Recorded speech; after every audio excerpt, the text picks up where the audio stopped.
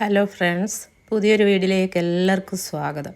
നമുക്ക് ഇന്ന് ദോശയ്ക്കും ഇഡലിക്കും ഒക്കെ കഴിക്കാൻ പറ്റിയ നല്ല അടിപൊളി ഒരു തക്കാളി ചട്നി നമുക്ക് തയ്യാറാക്കാം. അതിനുവേണ്ടി ഞാൻ ഒരു 7-8 അല്ലി വെളുത്തുള്ളി ചെറുതായി അരിഞ്ഞതെടുത്തിട്ടുണ്ട്. പിന്നെ 8-10 അല്ലി ചുമന്നുള്ളി അതും എടുത്തിട്ട് ഒരു പഴുത്ത തക്കാളി ഇതെല്ലാം കൂടെ എണ്ണയിലിട്ട് നന്നായിട്ടൊന്ന് വഴറ്റണം. മൂത്തൊന്നും പോകണ്ട. നന്നായിട്ടൊന്ന് വഴന്ന് വരുന്ന സമയം നമ്മളിതിലേക്ക് അല്പം കറിവേപ്പില ചേർത്ത് കൊടുക്കുന്നുണ്ട്.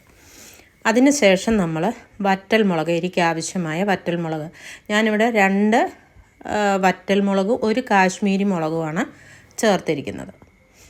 ഇതെല്ലാം കൂടി നന്നായിട്ടൊന്ന് വീണ്ടും ഒന്ന് മൂപ്പിച്ചെടുക്കണം. ഇത്ര മാത്രം മതി. നമുക്ക് പെട്ടെന്ന് തയ്യാറാക്കാവുന്ന ഒരു ചട്നിയാണ്. വളരെ ടേസ്റ്റിയാണ്, ഉണ്ടാക്കാൻ എളുപ്പവുമാണ്. അപ്പോൾ ഇതെല്ലാം നന്നായിട്ട് വഴന്നു വന്നിട്ടുണ്ട്.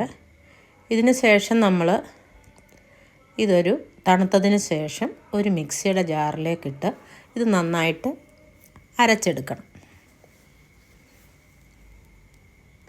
ഇതേ സമയം നിങ്ങളെൻ്റെ ചാനൽ ആദ്യമായിട്ടാണ് കാണുന്നതെങ്കിൽ ഒന്ന് ലൈക്ക് ചെയ്യാനും ഷെയർ ചെയ്യാനും സബ്സ്ക്രൈബ് ചെയ്യാനും കൂട്ടത്തിലുള്ള ബെല്ലൈക്കണും കൂടി ഒന്ന് അമർത്തി ഓളെന്നുള്ള ബട്ടണും കൂടി ഒന്ന് പ്രസ് ചെയ്യാനും മറക്കരുത്.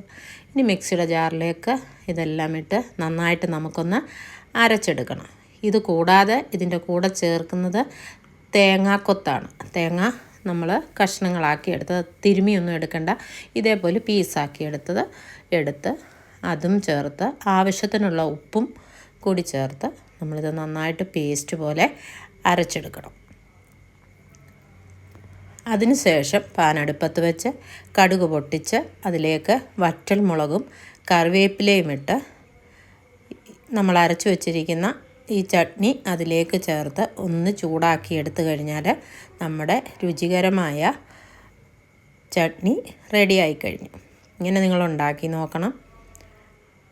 ഇഷ്ടപ്പെട്ടെങ്കിൽ ഒന്ന് കൂട്ടുകാരിലൂടെ ഈ വീഡിയോ ഒന്ന് എത്തിച്ചു കൊടുക്കണം. അപ്പോൾ ഇനി ഒരു പുതിയ വീഡിയോയുമായി കാണും വരെയും ബൈ ബൈ.